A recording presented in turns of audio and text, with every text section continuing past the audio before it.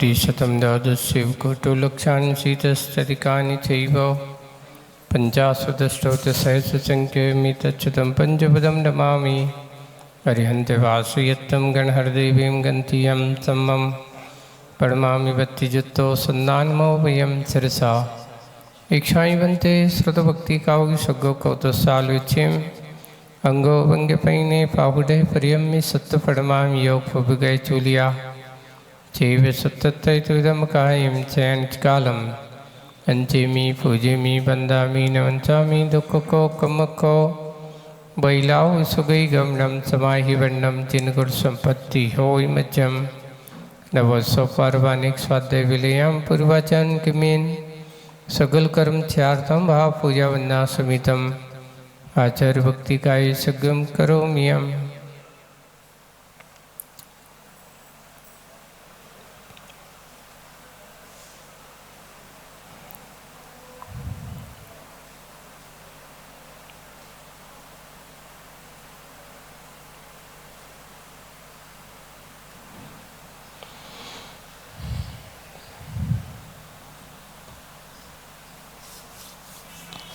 सृजलरिपारिकेभ्य सुपरिमति विभाविना पटुमतिभ्य सुचरितपोनिधिभ्यो नमो गुरुभ्यो गुणगुणभ्य छत्तीसगुरुसमग्रे पंचव्याचार्यकरण संदर्शे शिष्यानुग्रह कुशले दम्बारिये सया वंदे गुरुभक्ति संजमेन तरंति संसाय सायरम घोरम छिन्नन्ति अट्टिकम्बं जम्बं वर्णं न पावयन्ति ये नित्यं व्रतमन्ते होमनिरता ध्यानाग्निहोत्राकुला सत्कर्मा विरतास्तपोदन्दना साधुक्रिया साधवा शीलप्रावरणा गुणप्रहरणाश्चन्दार्कितेजोदिका मोक्षद्वारकपाटपाटनविटा पीनन्तु मां साधवा गुरुवा पान्तु नो नित्यं ज्ञानदर्शननायकाः चारित्राणो गंभीरा मोक्षमारोपदेशिका इक्षाणि बनते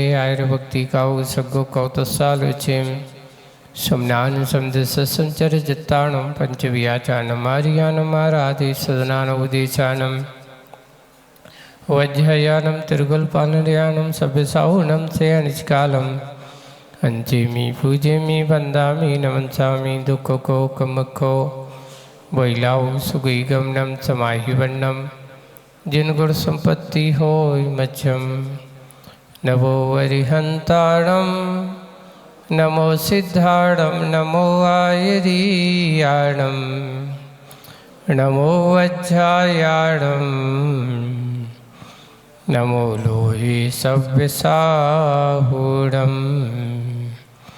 बोलो शासन नायक भगवान महावीर स्वामी की मूल नायक देवादिदेव 1008 श्री शंभुनाथ भगवान की परम पूज्य आचार्य गुरुवर श्री विद्यासागर जी महाराज की आचार्य श्री समय सागर जी महाराज की अहिंसा परमो धर्म की मुनि श्री अजय सागर जी महाराज की मुनि संघ की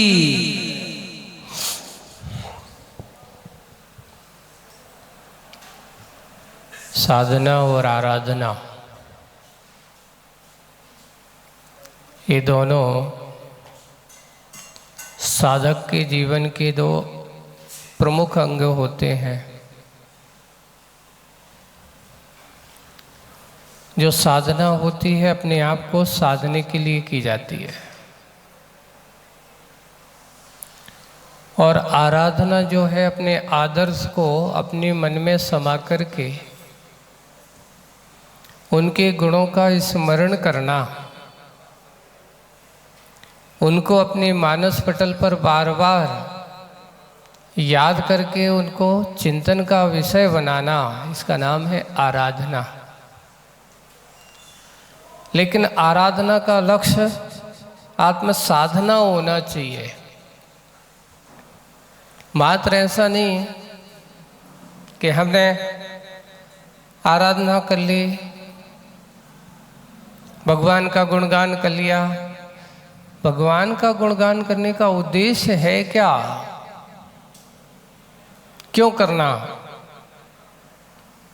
क्यों हम भगवान की आराधना करें? ये हमारा मूल बेस अगर आप जानोगे तो आपकी साधना होगी। और हम मूल को ही छोड़ करके भगवान की आराधना न करके साधना न करने की ओर न जाएं तो क्या होगा? इसलिए कहा भक्ति हम इसलिए करते हैं क्योंकि हमारा आचरण भी वैसा हो। हम भी ऐसे बनने की, ऐसे ही तद्रूप गुण को प्राप्त करने के लिए भगवान की पूजन उपासना आराधना करते हैं। ये आराधना का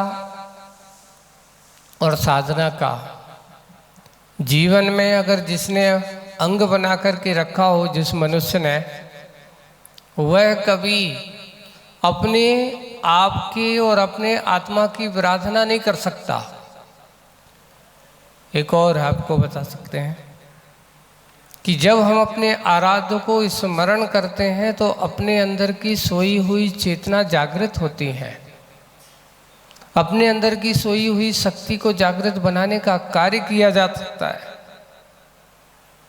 यानी भगवान की भक्ति कोई सामान्य चीज नहीं है, बहुत बड़ी एनर्जी पॉइंट माना जाता है।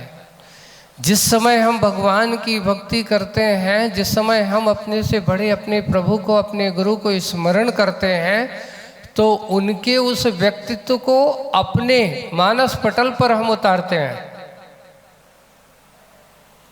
और जब उनका व्यक्तित्व हमारे मानस पटल पर आता है तो हमारे अंदर भी बस महानता के भाव प्रकट होने लगते हैं। हम भी वैसे बनने का उपाय करने लगते हैं। इसलिए भगवान की भक्ति करना, भगवान की आराधना करना, गुरु की आराधना करना, उनके जैसे बनने की साधना करना होता है। इसलिए भगवान की आराधना और आत्मा की साधना, यही हमारे जीवन का लक्ष्य होना चाहिए। ऐसे ही आज की कविता जो आचार्य जी की है, और उस कविता में जो अपने लिए एक दिशा दी जा रही है, अपने आप के लिए एक बहुत बड़ा संकेत मिल रहा है। और वो संकेत क्या है, पढ़ते हैं आज की पेज नंबर 38 पे। कविता का शीर्षक है संधि अंधी से। संधि अंधी से। अब आपको कि संधि या ना समझौता होता है, और कैसा होना चाहिए? अंधी से।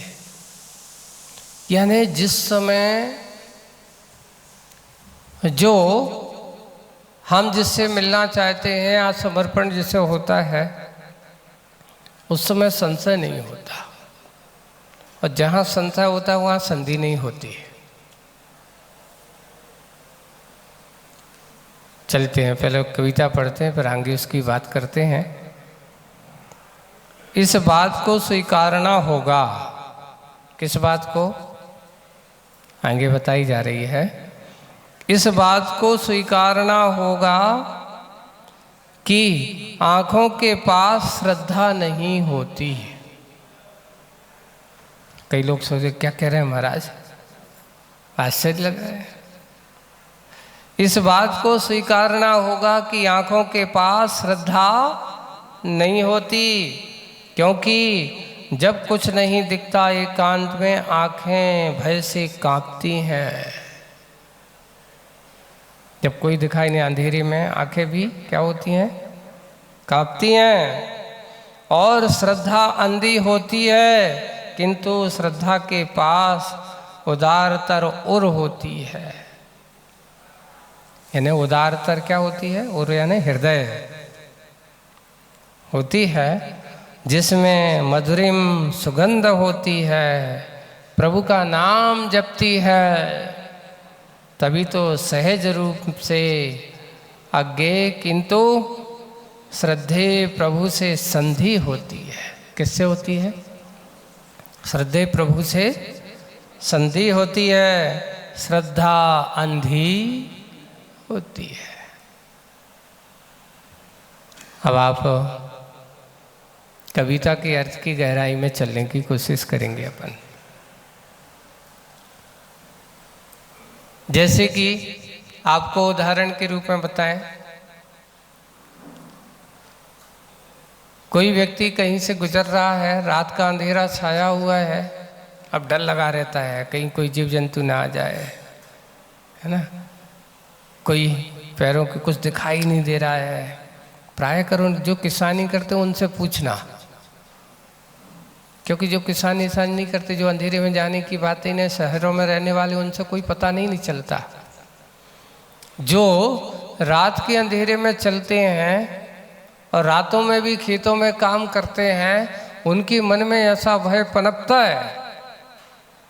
जो शहरों की और लाइट की इस प्रकाश में जीने वाले हैं उनसे नहीं, वो पूछो जो रातों रात चलते हैं, वन में विचार करते हैं और चलते हुए रास्ते में जाते, तो उनके मन में ऐसा होता है। तो अंधेरे में ऐसा क्या है, अब दिखाई नहीं दे रहा, फिर भी बढ़ा जा रहा है, धीरे धीरे दो थोड़ा सा कुछ दिख रहा है, कोई दीपक है, कोई टार्च है, कोई इसमें है, देखते हुए भी चलता चला जाता है, पर भय मन में रहता है। जैसे ही अंधेरा होता है, अगर अचानक आप घर में बैठे हो, लाइट चली जाती है, तो आप क्या करते हो?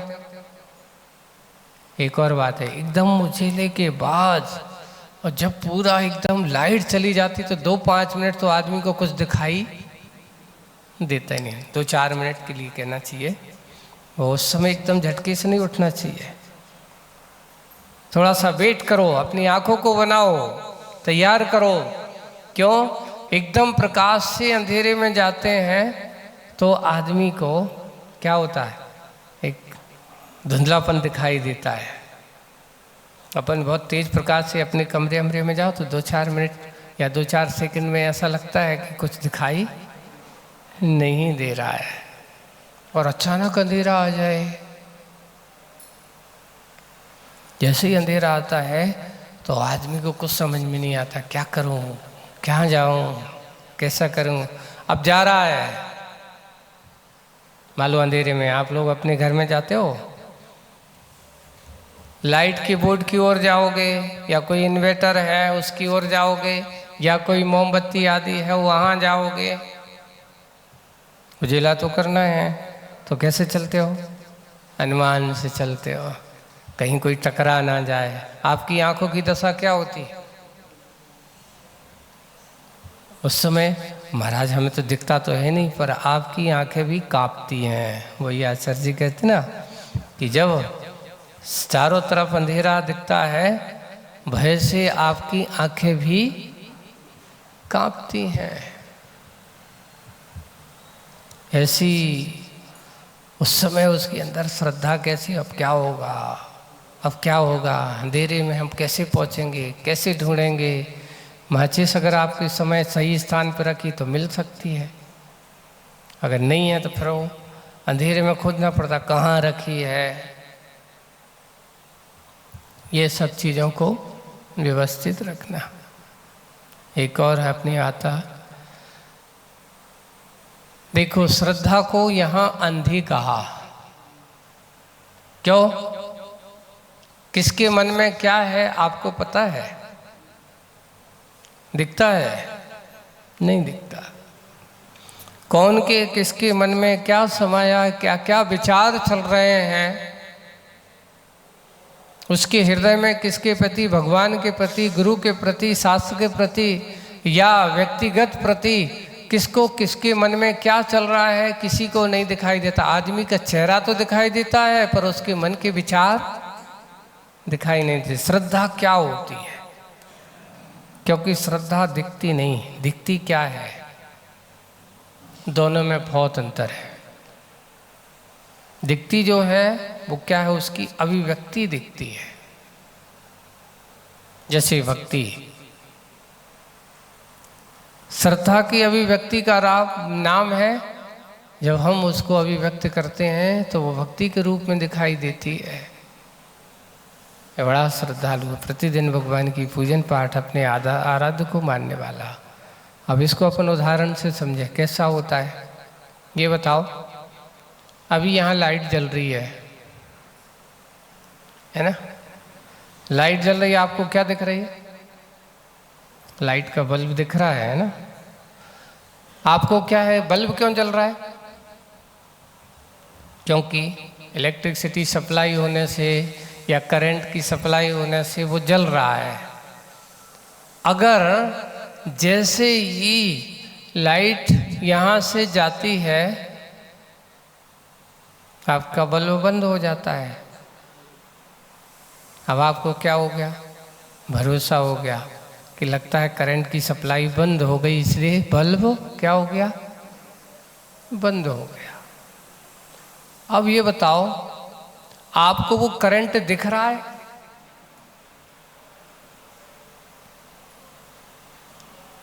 करंट दिख रहा है? वायर में अगर सप्लाई होती है, लेकिन जैसे ही तुम उसको टच करोगे बता देता है कि मेरी सप्लाई चल रही है।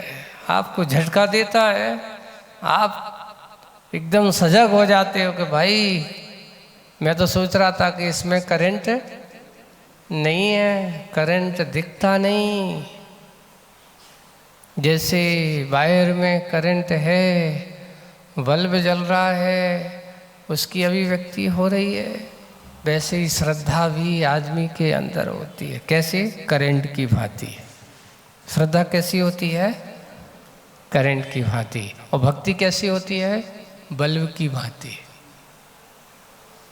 जैसे करंट के बिना जल नहीं सकता, वैसे ही श्रद्धा के बिना भक्ति हो नहीं सकती। कहने को तो आते हैं कि श्रद्धा अंधी है। हाँ, बात बिल्कुल अंधी है, क्योंकि जिस समय आदमी जिस पर उसका श्रद्धान हो जाए उस समय फिर वो दूसरे के बारे में नहीं सोचा। वो तो कहता है मेरे संभवनाथ भगवान ही मेरे सब कुछ है, मेरे आदिनाथ भगवान ही मेरे सब कुछ हैं। इसको बोलते अंधी श्रद्धा, समर्पण। अपने आप को अर्पित कर देता है वो, मेरे गुरु महाराज ही मेरे सब कुछ हैं, उनने दिया है, उनने जो कहा है, अगर वो है उनके कहे अनुसार दूसरा कहेगा तो नहीं करूँगा, लेकिन उनने कहा तो जरूर करूँगा। क्यों? क्योंकि वो हमारे आदर्श हैं, वो हमारे अपने हैं, उनके कहे अनुसार हम चलेंगे तो हमारा कल्याण होगा। ऐसा उसके पास श्रद्धा की एक अभिव्यक्तिकरण अभी बाद में होता है, पहले श्रद्धा होती। बिना श्रद्धा की अभिव्यक्ति हो ही नहीं, भक्ति हो ही नहीं सकती। अब कुछ लोग आके कह रहे महाराज हमारे मन में श्रद्धा तो नहीं है, पर क्या करें, लोग आए थे, उन्होंने कहा चलो चलो चलो, तो उनके कहे हुए पर हम आ गए। ऐसा नहीं है, उनके कहने पे भी आए हो। अगर तुमने यहाँ आए हो, आकर के तुमने देखा, और देख करके जैसे ही तुम्हारे हाथ जुड़ते हैं, समझ लेना आपका श्रद्धा का करंट आपके अंदर संचार हो गया है। आपके हाथ किसके प्रतीक हैं? ये हाथ जुड़ना भक्ति के प्रतीक हैं, अपने आदर्श को नमस्तु के प्रतीक हैं, नमस्कार झुकने के प्रतीक हैं। ऐसे भक्ति का और अपने आप को जानने का, अपनी श्रद्धा को अभिव्यक्त करने का है। इसलिए श्रद्धा किस पर रखना, ये हो गई है। अब श्रद्धा कैसी होना चाहिए, तो आपने कह दिया महाराज, यहाँ तो लिखा श्रद्धा क्या होती है? अंधी होती है। श्रद्धा कैसी होती है? अंधी होती है। भरोसा जिस पर हो, अगर हम थोड़े से अपने पूर्व कथानकों, पूर्व आचार्यों की कथानकों को उठा करके देख लें। आचार्य समंतबद्ध महाराज को सामने अपन रखते हैं। ऐसे आचार्य महाराज जो चर्या, चारित्र, ज्ञान तीनों में बिल्कुल कठोर चर्या करने वाले हैं।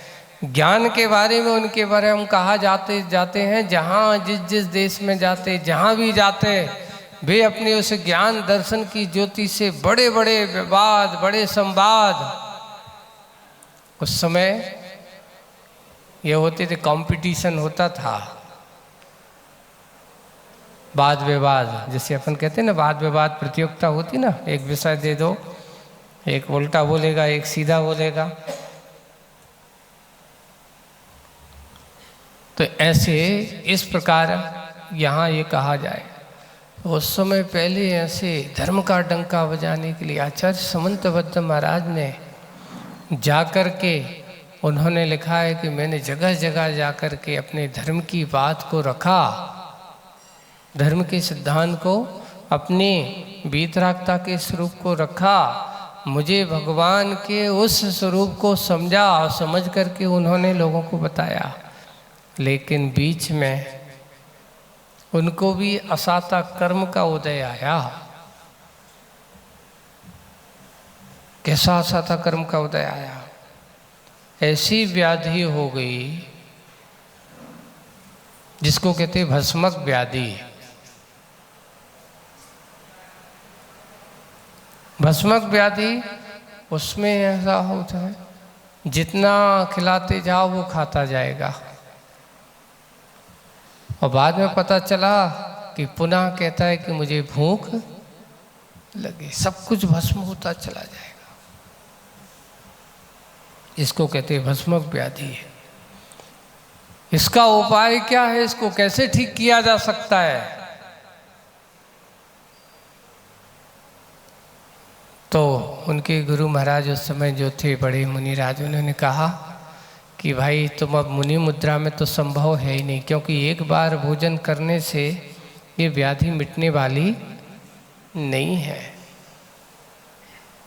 और आचार्य समंतबद्ध महाराज को उस समय उनसे कहा कि कुछ समय के लिए, जब तक आप व्याधि है तब तक आप इस मुद्रा को त्याग करिए, क्योंकि इस मुद्रा के साथ बार बार भोजन तो संभव है ही नहीं है। इस मुद्रा के साथ तुम कहो कि जैसे आम संसारी लोग भोजन पानी करते हैं तो क्या तुम कर सकते हो? बोले कि इस मुद्रा के साथ संभव नहीं है, क्योंकि ये विरागियों की मुद्रा नहीं, ये वीतरागी की मुद्रा है।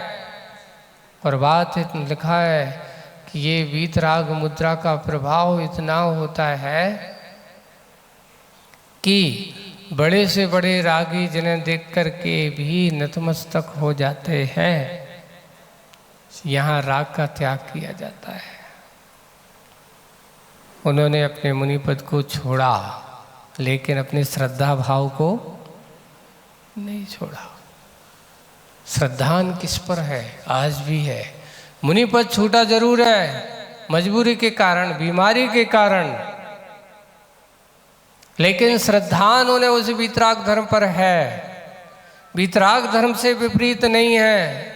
अब कहीं भी जाए, अब जाकर के उस व्याधि को दूर करने के लिए उसके अनुसार इतना भोजन पानी, वैसा गरिष्ठ भोजन होना चाहिए। उसकी दवाई एक ही रहती है कि इसको शांत करने के लिए, जैसे आग जलती है तो आग को शांत करना है तो धीरे धीरे उसको क्या करना पड़ता है? उस समन करने के लिए ईंधन कम करो, और ईंधन कम करते उसको आग को बुझाते जाओ। बस उसका दवाई एक ही थी। वैद्यों ने कहा इसको तो अच्छा भोजन जितना जितना खिलाते जाओगे, धीरे धीरे धीरे धीरे इसकी जठाग्नि क्या होती जाएगी? कम होती चली जाएगी, और इनकी सुधा जो भस्मक व्याधि है वो दूर हो जाएगी। और भस्मक व्याधि दूर हो जाने से ये अपने पुनः अपने आप को स्वस्थ करें। जगह जगह गए, अब उनको जहाँ जाए तो इतना सारा भोजन कहाँ से आएगा? तो जाकर के बाद में पता चला कि काशी में जाकर के शिव मंदिर में उन्होंने इस प्रकार का वहाँ चढ़ावा आता था। अब वहाँ जो चढ़ावा आता था तो वो तो क्या होता है, जो चढ़ाया जाता है तो वो किसका होता है? अपने यहाँ अपन क्या है, चढ़ाने के बाद उसको हाथ नहीं लगाते। और वहाँ अच्छे लोग भगवान के प्रसाद समझ करके वहाँ चढ़ावा आता था। तो महाराज ने भी सोचा कि चलो यहाँ की सेवा करेंगे। यहाँ पर अच्छे विद्वान तो थे। अब कुछ लोगों ने क्या क्या महाराज उनके पास सम्यक दर्शन नहीं था जो ऐसा किया। देखिए यहाँ पर दवाओं में समझ करके आप अगर लेते हो तो दवा में कोई मिथ्या तो नहीं होता। मिथ्या तो किसे कहते हैं? कई किसी ने पूछे आकर के आया, एक और व्यक्ति आए और वो कहते हैं महाराज ये बताओ, हम फलाने आदमी के यहाँ गए थे, उसने हमारे लिए एक पुड़िया दे दी, कहीं इसमें हमें मिथ्यात का दोष तो नहीं लगेगा? तो मैंने कहा तुम डॉक्टर के पास जाते हो, डॉक्टर दवा देता, तो क्या तुम्हें डॉक्टर ने जो दवाई दी उसमें मिथ्यात का दोष लगेगा? मिथ्यात किसे कहते हैं? अगर तुम उसको अपना देवता मान करके पूजने लगो, उस वैद्यराज जी से कहने लगो कि आप ही हमारे भगवान हो, अर्घ चढ़ाने लगो, तो मिथ्यात हो जाएगा। दवा समझ करके आप लेते हो तो कोई बाधा नहीं है। महाराज वो तो कुछ झोड़ा फूकी सी करता है, वो कहीं से जाता कछु पढ़ता है, वो कुछ भी करे, तुम्हें दवा से मतलब है कि उसकी पढ़ने मुखने से मतलब है? आप तो दवा लीजिए, आगे बढ़िए। हम तो महाराज भगवान समझ के थोड़ी गए हैं। इसलिए अपन को मिथ्यात का अर्थ ये है कि सामान्य रूप से दवा समझ करके लेते हैं। समंतबद्ध महाराज ने भी अपना यही समझ करके किया कि यहाँ काम करेंगे, इनका चढ़ावा आ रहा है, यहाँ थोड़ा सा जो कुछ सेवा करना है अपना काम समझ करके काम किया, और उनके चढ़ावे से जो मिला उन्होंने अपनी उसको क्या बनाया, भोजन का विषय बनाया। धीरे धीरे धीरे धीरे धीरे धीरे पता चला तो लोगों ने कहा ये प्रसाद का भोजन करता है, भाई चढ़ावा आएगा, तो लोगों ने कहा तो खाएंगे। और उन्होंने अपने औषधि को उससे अच्छे बड़े बड़े पकवान अच्छे घी के आते थे और अच्छे चढ़ावा आता था, तो उसको वो भोजन का निमित्त बना करके उनको धीरे धीरे धीरे धीरे उनकी व्याधि क्या होने लगी, शांत हो गई। आखिर एक दिन वहाँ के राजा तक वो बात पहुँच गई, सुना है कि आप भगवान को नहीं मानते हो। नहीं मानता तो भगवान को भगवान के रूप में मानता हूँ। देखिए कभी भी किसी भी देवी देवताओं का किसी का भी अनादर हमें नहीं करना चाहिए। इतना है हम आदर करें ऐसे कोई ज़रूरी नहीं, लेकिन कभी किसी का क्या नहीं करना चाहिए, अनादर नहीं करना। कभी किसी का अनादर के भाव, यहाँ तक कि सामान्य लोक में भी आपसे कह रहा हूँ कि एक व्यक्ति है अपने समाज में हो चाहे नगर का हो, अगर बन सके तो बोलो तो कैसे बोलो, उससे अच्छा बोलो। कभी किसी को गाली दे करके बुरा बोल करके उसका अपमान मत करो। क्यों? अगर आज तुम उसका अपमान करोगे तो हो सकता है कल वो तुम्हारा भी अपमान करेगा। अगर आज उसका तुम सम्मान करोगे तो आप उसको थोड़ी सी जाते हुए उसको जय जिनेंद्र करोगे तो वो तुमसे क्या करेगा, साष्टांग होकर के जय जिनेंद्र करेगा। अरे इतने बड़े आदमी ने मुझे आज कितना दिया, सम्मान दिया, बहुमान दिया है। तो उन्होंने समंतबद्ध महाराज ने कहा मैं अपमान की दृष्टि से नहीं, मैं तो अपनी वेदना को दूर करने की दृष्टि से वहाँ पर मेरी श्रद्धा में कोई कमी नहीं थी। मुझे वीतरागता के प्रति कोई किसी प्रकार का श्रद्धान भाव नहीं था, मेरा श्रद्धान मजबूत था। लोगों ने कहा, उन्होंने कहा कि तुम सुना है कि नमस्कार नहीं करते। देखो भाई, हमारी भक्ति और हमारी श्रद्धा अगर आप देखना चाहते हो तो उसमें हमारा विश्वास है कि ऐसी हमारी जिन पर श्रद्धा है वो हम हर जगह अभिव्यक्त तो नहीं कर सकते। काम करना एक बात अलग है, लेकिन श्रद्धा तो हमारी कहाँ होगी। यहाँ समंतबद्ध महाराज ऐसे प्रकांड विद्वान जिन्होंने स्वयंभू स्तोत्र की रचना की, जब उनके ऊपर कहा, उनने कह दिया कि मैं अगर नमस्कार करूँगा, मुझे अपनी श्रद्धा अपनी भक्ति पर भरोसा है, मेरी भक्ति को मेरे प्रणाम को ये सामान्य झेल नहीं पाएंगे। और उन्होंने ऐसा कहा, अच्छा ऐसी बात है, भरी सभा में उनको ऐसा उपस्थित किया, तुम ऐसे श्रद्धावान हो। और उन्होंने स्वयं स्तोत्र की रचना की, चालू कर दी, उस वीतरागता की महिमा को गाना चालू कर दिया। और जैसे ही चंद्रप्रभ भगवान की स्तुति होती है, चंद्रप्रभम चंद्र मरीच घोरम चंद्रम द्वितीयम जगदीवकांतम वंदे विवंदम, ऐसा जैसे ही उन्होंने कहा और वीतराग भगवान उसमें से निकल करके बाहर आ जाते हैं। ये है भक्ति, ये है शक्ति। इसलिए श्रद्धा मजबूत हो।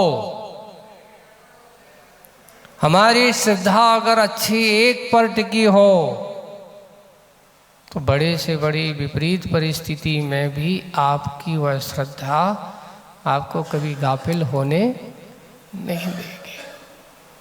आज हम थोड़ी सी भी असाता कर्म का उदय आता है तो आदमी का सबसे पहले डगमगाता क्या है?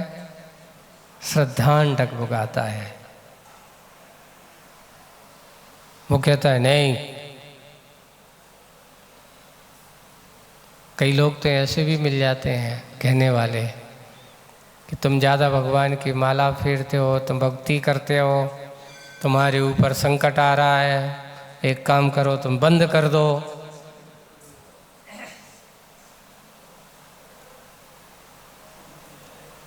एक स्पास में मैंने कहा, कई लोग कभी कभार क्या होते हैं कि ये जो विपरीत श्रद्धान वाले होते हैं, वे अच्छाई को मोड़ने के बाद दूसरे व्यक्ति का श्रद्धान कमज़ोर करना है तो उसको भी वैसे ही करने की कोशिश करते हैं। बात सत्य है कि जिसको जो जैसी होगी वही करता है। इसलिए कभी भी वीतरागता के प्रति अगर हमारा सच्चा श्रद्धान है, भक्ति है, श्रद्धा है, समर्पण है, तो श्रद्धा समर्पण को कभी भी विपरीतता की ओर सोचना नहीं चाहिए। कई लोग कह रहे हैं ऐसी साइकोलॉजी बनाए महाराज, जब से हमने एक व्यक्ति आया, जब से हमने भगवान की पूजन अभिषेक करने चालू किया तब से हम बहुत परेशान हैं। पहले पूजन अभिषेक नहीं करते थे तो हमें परेशानी नहीं होती थी, तो हमने कहा अब करना क्या है, अब आप ही बताओ हम क्या करें। नहीं करें का तो हमसे पूछोगे तो हम तो जाई करेंगे, चाहे कछु भी हो जाए, कितनी भी परेशानी आ जाए, तो भगवान की पूजन करना मत छोड़ना। हम तो बड़ी दुविधा में हो गए महाराज। तो मैंने कहा तुम्हें से कहा किसने? अब लोग हमें ऐसा कह रहे हैं, जब से हमने पूजा हम सोच रहे हैं ऐसा। मैंने कहा भाई देख, आपको एक उदाहरण देता हूँ। उदाहरण आप लोगों ने भी सुना होगा, पढ़ा होगा कि कर्म का उदय कभी कभार साथ साथ जब संकल्प लेते हैं तभी परीक्षा होती है। एक बार आचार्य जी से पूछा, ये बता महाराज जी, इन गृहस्थ लोगों को अंतराय क्यों नहीं आते?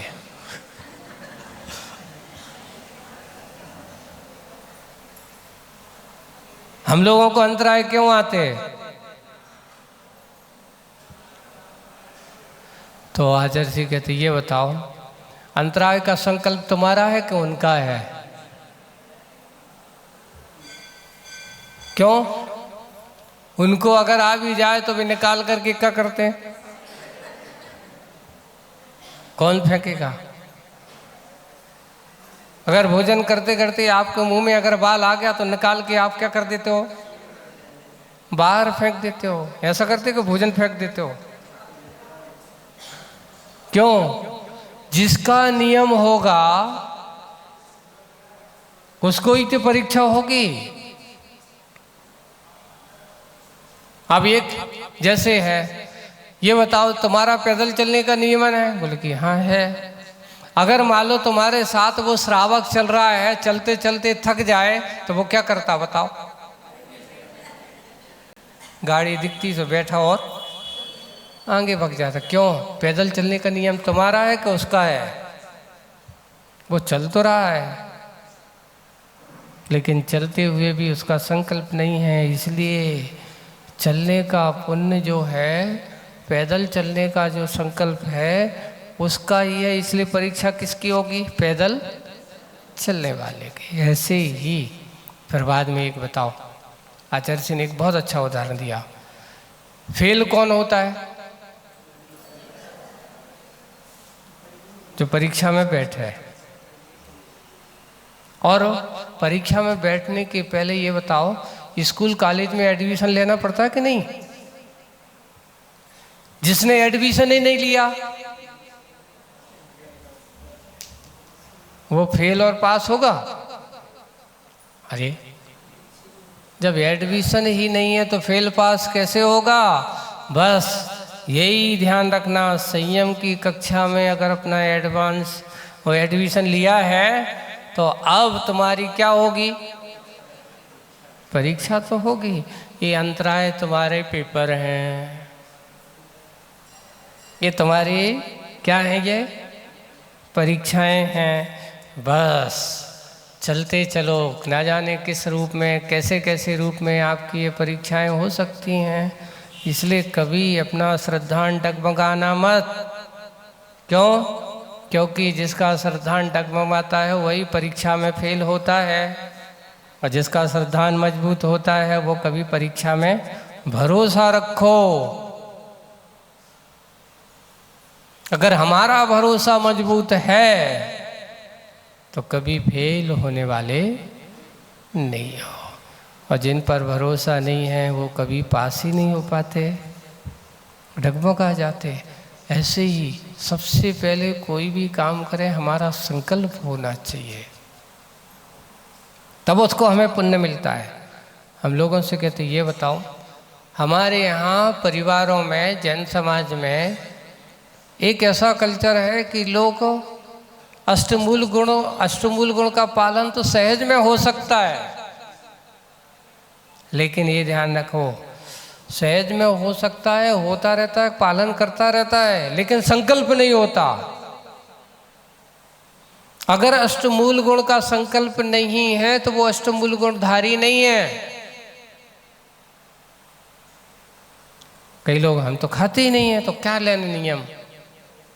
नहीं, नियम तो पक्का उन्हें कायस्तर होना चाहिए कि मैं आज से संकल्प लेता हूँ कि आज से मैं क्या, उसमें लिखा है 5 उदंबर फल। अब जबकि कोई ज़रूरत नहीं है, उसके बिना भी तुम्हारा चलता है। 5 उदंबर फल सबको मालूम है, बड़ है, पीपल है, उमर है ना, पाकर है ना, और कठूमर है। ये अपन को ज़रूरत ही नहीं है इनकी। ये 5 उदंबर फल हैं, इनको अपन कभी पीपल खाने की ज़रूरत ही नहीं है, कभी बड़ा खाने का पेड़, महाराज जवाई में कभी ज़रूरत पड़ गई तो बात ध्यान रखना। पीपल के फल को कहा, पीपल के पत्ते को नहीं कहा, क्योंकि जीवों की हिंसा पीपल के फल में होती है। आप गौर करना, छोटे छोटे जब उसमें इतने जीव होते हैं, उनको खोलो, 30 जीव होते हैं, उनमें 30 हिंसा होती है। वनस्पति एक इंद्री की हिंसा नहीं होती है। उमड़ का फल जो खोलते हैं उसमें भी 30 जीव होते हैं। ऐसे 30 जीवों की हिंसा उसमें होती है। इसलिए 5 उदंबर फल और मध्य, मांस, मधु, इतना, ये 8 संकल्प। शराब पीना जो सभ्य कुल में है, उच्च कुलों में होकर के कभी शराब नहीं पीता। इतना निश्चित है कि जो उच्च कुलों में होकर के शराब आदि का पान करते हैं वो नियम से अगले भाव में नीच कुलों में उत्पन्न होते हैं। वे कभी उच्च कुलों में उत्पन्न नहीं हो सकते। क्यों? ये किया गया कि तुमने अपने पुण्य को पाप में इस प्रकार के शराब आदि पी करके, मांस आदि का सेवन करके और शहद आदि का सेवन करके तुमने क्या किया? उसको नीच कर्म कहा। कितने जीवों की हिंसा की। बताओ कौन सा मांस है जो पेड़ पे लगता हो? अभी एक थोड़ा सा विज्ञान ने एक वो बनाया, बोले कि आज सिंथेटिक मांस तैयार किया जा रहा है। लोगों को ऐसा शाकाहारी मांस, बोले कि कैसे मांस बनाएंगे? तो उन्होंने कहा कि कुछ कोशिकाओं को यहाँ से मिला करके एक पेटी के या किसी डिब्बे के अंदर उसको डेवलप किया जाएगा। धीरे धीरे बिल्कुल मांस जैसे स्वाद बन करके हो जाएगा। बंधुओं, अपने यहाँ स्पष्ट पहले हमारे आचार्यों ने लिखा है, समूर्छन जीव जो होते हैं, समूर्छन जीव जो होते हैं वे वातावरण के अनुसार मिलते हैं, मिलकर के उसमें जीवों की उत्पत्ति होती है। वही विज्ञान ने क्या किया कि यहाँ पर कोशिकाएं एक जीव के वहाँ से निकाल करके, बकरे की या कोई जो से भी जिसकी मांस में, उनको निकाल करके एक जगह रख दिया। अब रख करके उसके मांस को शरीर में डेवलप ना करके बाहर डेवलप कर दिया। अब कह दिया कि इसमें तो मारा है ही नहीं हमने। ध्यान रखना, वो मांस का ही संबंध होगा, समूर्छन जीव की हिंसा होगी। हमारे आचार्यों ने कहा जो जिस प्रकार का होते तज्जाति निगोद जीवों की उत्पत्ति हमेशा उसमें होती रहती, उस मांस में। इसलिए कभी मांस शाकाहारी हो ही नहीं सकता। आज लोगों को ऐसा किया जा रहा है, एक शाकाहार के नाम से लोगों को ये कहा जाता है दूध भी मांसाहारी है। अब थोड़ा सा है, नीतिकारों ने कहा क्यों? बोले कि गाय से निकाला गया इसलिए मांसाहारी है। नहीं, इसको मांसाहारी, ये बात सत्य है कि गाय से निकाला गया है, भैंस से निकाला गया है, बकरी से निकाला गया है। दूध कई प्रकार के हो सकते हैं और वे हैं, लेकिन ये उनके लिए कभी पीड़ा कारक नहीं होते। अगर नहीं निकाला जाएगा तो पीड़ा कारक जरूर होगा। अरे हमारे आचार्य ने उत्तम आहारों में दुग्धाहार कहा। अब आज की विज्ञान इतना ज़्यादा पढ़ा लिखा हो गया कि उन्हें पुराने पर भरोसा, एक नई नई लोगों को एक सोच देने लगी। अगर दूध मांसाहारी है तो वो जन्म से बेटा जन्म लेता है तो माँ के पालन पोषण 6 महीने तक कहा उसको कौन सा आहार देना चाहिए? सिर्फ दूध ही पिलाना चाहिए। 6 महीने तक उसको अन्न का पान कराना नहीं चाहिए। 6 महीने के बाद उसको अन्न प्रासादन की क्रिया कही है। यानी उस बच्चे का सबसे पहले कोई भी हो, चाहे त्रिंच में हो, चाहे मनुष्य में हो, उसका लालन पालन अगर होगा तो मात्र शुरुआत उस दूध से ही होती है, माँ के उस दूध से होती है। इसके माँ के दूध को या किसी गाय उसके जानवर के दूध को मांसाहारी नहीं कहा जा सकता। जो ये कह रहे हैं वो आज के विज्ञान का चिंतन, ऐसी साइकोलॉजी है। अगर गाय का दूध नहीं निकाला जाए तो कहते वो गाय मर सकती है, उसको पीड़ा हो सकती है। गाय को, बछड़े को अगर पूरा दूध पी लिया जाए तो बछड़ा मर सकता है। उसकी भी एक सीमा होती है कि उम्र के हिसाब से किसको कितना दूध पिलाना चाहिए। अगर गाय अपना पूरा दूध बछड़े को पिला दे तो वह गाय का बछड़ा भी वह दूध पचा नहीं पाता। इसलिए उसको धीरे धीरे कम कम धीरे धीरे करते करते उसके अंदर की भावनाओं को देखते हुए, ज़्यादा है शुरुआत में छोटा रहता है तो उससे कह देते कि भाई उसकी गाय रहती है, उसके 4 थन होते हैं, 2 थन बच्चे के पिला देने से उससे लालन पालन अच्छा होगा। अब क्या करेंगे, बचा हुआ है, क्योंकि उसको छोड़ तो सकते नहीं, बाकी उसको निकाल कर रख देते हैं। तो जो मनुष्यादि हैं उनके लिए, इसलिए दूध को कभी मांसाहारी नहीं मानना चाहिए।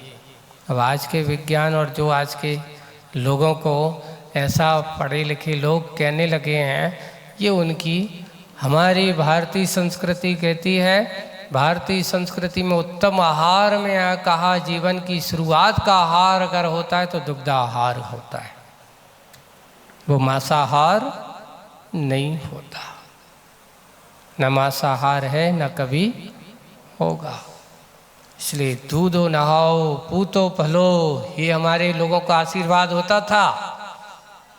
अच्छे दूध पानी खीर से अच्छे खाओ पियो। हमारे 23 तीर्थंकरों का 24 से आदिनाथ भगवान का आहार है गन्ने का रस, है ना।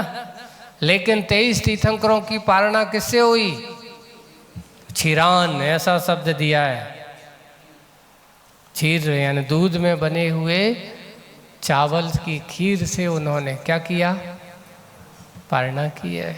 अगर ऐसा अभक्ष होता तो क्या हमारे तीर्थंकर उसका आहार सेवन करते? नहीं। इसलिए कभी उसको अभक्ष नहीं माना। जो अभक्ष हो उसको तो क्या कर रहे हैं, वो कहते हैं वाइन पीने से कोई मांसाहार नहीं होता, बोले फलों का रस है। शराब पीना उनके लिए मांसाहारी नहीं है। कहने के नाम से वे क्या हो जाते हैं, मेरा मांस खाने का त्याग है लेकिन शराब पीने का त्याग नहीं है। यहाँ जाकर के शराब पीते हैं, इस प्रकार वो कहते मैं शाकाहारी हूँ। हमारे आचार्य कहते हैं कि जो शराब पीता हो वो कभी भी शाकाहारी हो ही नहीं सकता। कितने जीवों की हिंसा होती है, अनंत असंख्यात 10 जीवों की। ओहो, जब उसको उबाल करके कितने जीवों को मारते हैं तब वो बनती है रसों को सड़ा सड़ा करके। अब वो लोग सोचो, एक जिसमें दुर्गंध आ रही हो, सड़ रही हो, अगर आपके सामने जब भी कहीं जहाँ कलारी वगैरह है वहाँ जाकर के देख करके ना 10 मिनट खड़ा होना मुश्किल हो जाएगा आपका। आपको सिर भारी हो के निकल जाओ। वहाँ की अगर बन रही हो, हम लोग बिहार आदि करते कभी मिल जाते हैं, उसकी गंध आते ही साथ पता चलने लगता कहीं चढ़ी है भैया, देखो यहाँ बन रही है, उसकी गंध यहाँ तक आ रही है, इतना बदबू होती है। और उसको छान छान करके आपको और लोगों को बड़े अच्छे से दे दिया जाता है। लोग कहते हैं ये तो सौम रस है, रस है। अरे मादकता लाने वाला शराब जैसी खराब है, वह भी पीने वाला भी, उसका दिमाग भी खराब होता है। महाभारत और अन्य शास्त्रों में लिखा है, नरक जाने के द्वार अगर कोई है तो सबसे पहला शराब का द्वार कहा। जो व्यक्ति शराब पान करता है समझ लेना उसके लिए नरक का द्वार तो खुला हुआ ही है। उस घर में कभी भी धन संपत्ति नहीं आ सकती, कितना भी हो, पर अगर हो भी करोड़ों अरबों की संपत्ति, लेकिन उसके घर पर शांति नहीं आ सकती। हमेशा कलह बनी रहेगी, लड़ाई झगड़ा बना रहेगा। पुराने पुण्य कर्म के उधर से महाराज आज तो ये है कि बड़े बड़े रईसों के घर में तो सबके घरों में मय खाना बने होते हैं। कौन कौन सी ब्रांड की शराब है वहाँ लगी हैं, टीवी में देखते हैं हम तो, वहाँ जा कर के धारावाहिक में दिखाया जाता है, होते आए दोनों बैठ कर के पीते हैं। ये तो सामान शीतल पेय है, कोल्ड ड्रिंक्स है, फूड बियर है, ऐसा कहने लगते हैं। पर शराब कभी भी अष्टमूल गुणधारी के पास जीवन में जिस घर में आती हो, और लिखा है कि जो व्यक्ति ऐसा शराब पान आदि करता हो वो कभी दान पूजन का अधिकारी नहीं होता। किसका अधिकारी नहीं होता? जो शराबपान आदि ऐसे करते हैं, आप बिना पूछे करते रहें, ऐसा करें, अगर जिसका नियम नहीं है और वो करता है तो उसको पूजन अभिषेक करने का कोई मतलब नहीं है, दान से कोई मतलब नहीं है। इसलिए जो ऐसा करते हैं वे कभी भी ऐसा कार्य, हमेशा अष्टमूल गुण का संकल्प होना चाहिए। श्रद्धा अगर वास्तविक रूप से तुम्हें अपने धर्म पर है, अपने ऊपर है, अपने श्रद्धान पर है, तो सबसे पहले अष्टमूल गुणधारी श्रावक होना चाहिए। श्रावक की प्रथम भूमिका में कहा अष्टमूल गुण पालन। शहद कितने जीवों की हिंसा का कारण बताया। क्षुद्र कहा है, क्या मालूम है? इसको कहा बवन, मल विसर्जन। किसी की मल को खाना क्या अच्छी बात है? किसी की उल्टी को खाना अच्छी बात है? शहद है क्या? मधुमक्खियों की क्या है? बोले कि मल विसर्जन और वमन ही उसमें है और कुछ नहीं है। परागकण लाती है, खाती है, खाते हुए वहीं बैठी बैठे वो रख लेती, खाती जाती है, वहीं विसर्जन होता रहता है, होता रहता है वो छत्ते में। और उसी को लोग क्या करते हैं, कितनी, सबसे पहले तोड़ते समय कितने जीवों की हिंसा होती है। आज शहद पालन केंद्र बन रहे हैं, व्यापार हो रहा है। कभी ऐसा धंधा पानी करने वाले जैन कुलों में रहने वालों के लिए उचित नहीं है। इस प्रकार की जो खेती, इसको खेती नहीं कहा, ये हिंसा के केंद्र कहे। आज क्या हो रहा है, शहद खेती, जैसे खेती होती ना, खेती में आजकल अभी हम रास्ते में देखते हुए आए, उन्होंने खेती करना बंद कर दिया और जाकर के डिब्बे पूरे जहाँ जमीन थी उसमें लगा दिए। जाई कृषि चल रही हमारी, शहद पालन केंद्र। मधुमक्खी को पालन नहीं किया जा रहा है, उनको पाप में लगा करके मार मार करके उनको निकाला जाता है। ये पाप के व्यापार हैं, हिंसा के व्यापार हैं। अब लोगों को इस प्रकार के विज्ञापन दिया जाता है कि हनी खाने से तुम्हारे शरीर पर कांति आ जाएगी, तुम्हारा ये हो जाएगा। आयुर्वेद में स्पष्ट, जो सच्चा आयुर्वेद होता है वहाँ पर हमारे आचार्यों ने स्पष्ट लिखा है कि शहद की एक बूंद में इतने जीव होते हैं कि पूरे 7 गांव के जलाने का दोष लगता है। एक बूंद में इतने जीव हैं तो फिर चम्मच भर, पूरा गिलास भर ऐसी शहद का उपयोग करेंगे तो कितने जीवों की हिंसा होगी। इसलिए सबसे पहले हमारी श्रद्धा किसमें हो, अपने वीतराग धर्म पर हो। श्रावक के लिए अपनी प्रारंभिक भूमिका में अष्टमूल गुण अगर नहीं है तो उसकी श्रावक की भूमिका नहीं है। पहले हमारे ये नियम होना चाहिए, ये नियम का हमारा पालन, हम ये नियम नहीं लेते हैं। आज हम विज्ञापन के ज़माने में अपने बच्चों को कोई च्यवनप्राश है और कोई हनी आदि का ऐसा डिब्बा है, इसमें मिलाकर के ये दो, कभी भी नहीं पिलाना। ज़रूरत पड़े, अगर किसी ने कहा, आयुर्वेद में लिखा है कि गुड़ की चाशनी से बड़ी दुनिया की चाशनी और कोई नहीं। शहद का अगर तुम्हें ज़रूरत पड़े, गुड़ की चाशनी आप बना करके उसका उपयोग करो, शक्कर की चाशनी नहीं। गुड़ की चाशनी बहुत बड़ी अपनी दवाई के लिए। आप शहद का अगर सब्स्टिट्यूट चाहिए है, शहद से भी कई गुना अच्छा। तो ये हमारी गुड़ की चाशनी, ये हमारा अनपे मधु सेवन ऐसा कहा गया। दवाई उसमें भी आप ले सकते हो, कभी भी कोई हानि होने वाली नहीं है। नहीं, शहद में ही लेना है, वैद्य जी ने कहा है, मजबूरी है, बिल्कुल कोई मजबूरी नहीं है। आप तो दवाई लीजिए, यही समझ के लीजिए कि हाँ ठीक है, आज मेरी गुड़ रूपी शहद में, मधुरम में ये हमारी दवाई चल रही है, उसका उपयोग हो सकता है। यही है श्रद्धा। कभी भी अंधी होकर के भी इस प्रकार अंधी नहीं होना चाहिए कि जिससे पाप का समर्थन है। कभी भी पाप के समर्थन करने वाली हमारी श्रद्धा नहीं होना चाहिए। आज की इस बात को अपन ने समझा है। आचार्य जी ने संधि कहाँ करो, किससे मिलने की बात करो, अपने भगवान उनसे संधि करना है तो आपकी श्रद्धा बिल्कुल अंधी बन करके बिल्कुल ऐसा होना चाहिए कि भगवान आपके अलावा अब मेरा और कोई नहीं है, मुझे किसी पर भरोसा। इसलिए हमारी श्रद्धा कैसी होना चाहिए? अपने जय विश्वास गुरु के प्रति सच्ची समर्पण भक्ति, वही मेरे हैं और कोई मेरा। इसलिए श्रद्धा अंधी दिखती नहीं, बिल्कुल ऐसा समर्पण भाव होना चाहिए। जैसे एक दिन हमने आपको उदाहरण दिया था, भरोसा कैसा होना चाहिए। जैसे आप नाई की दुकान पे जाते हो, है ना, तो नाई की दुकान पे जाता है, वो हाथ में क्या करता है, अच्छा बड़ा अस्त्र लगा रहता है, बढ़िया अच्छा उसके हाथ में है, और आप पूरी गर्दन उसको सौंप देते हो।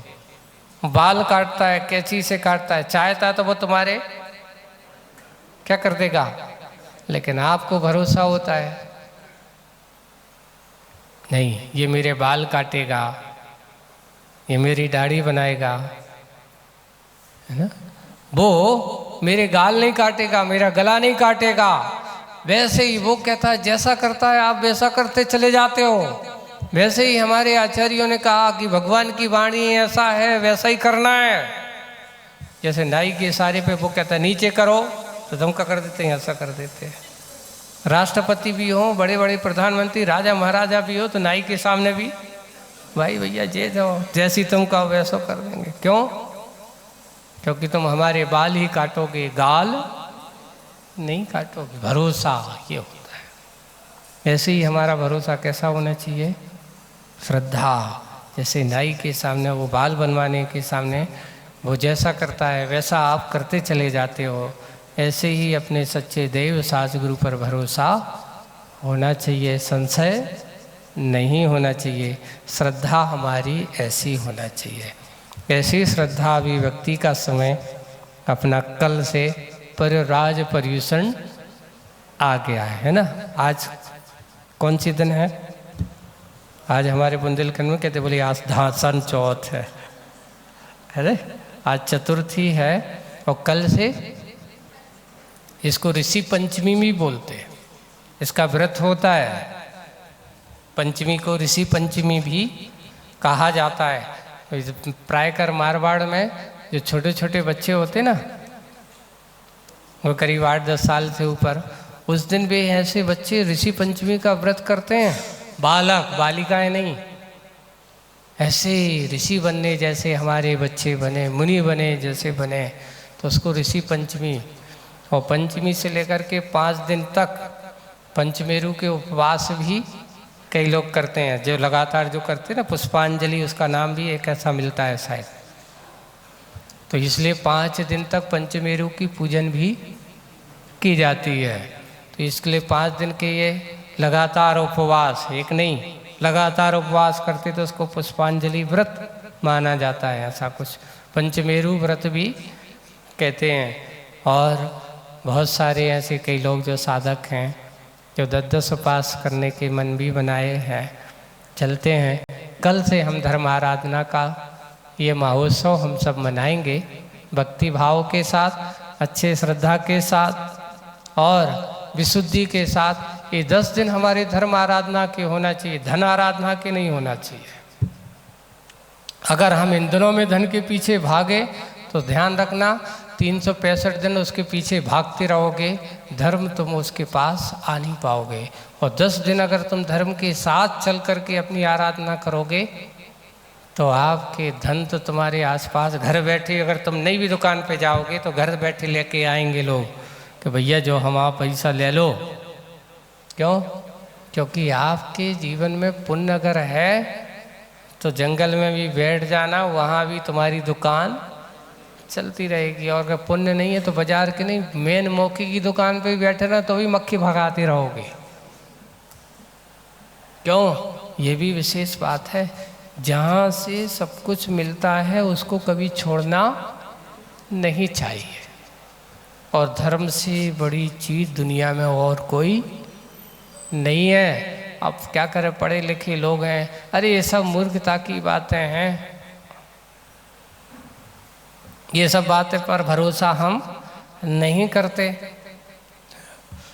अब वो बाद में बताऊंगा 10 लक्षण में, अभी आ तो गया है दिमाग में, लेकिन मैं कहूँगा कि धर्म का महत्व क्या होता है, कैसा होता है, एक कहानी सुना करके आपको इस 10 दिन के भीतर आपको हम बताने की कोशिश करेंगे। इतना ही कि हम सब कल से धर्म आराधना के इस महोत्सव पर हम अपने समय का सदुपयोग करें और साधना की बात, साधना के साथ साथ धर्म आराधना की बात हम सब करेंगे।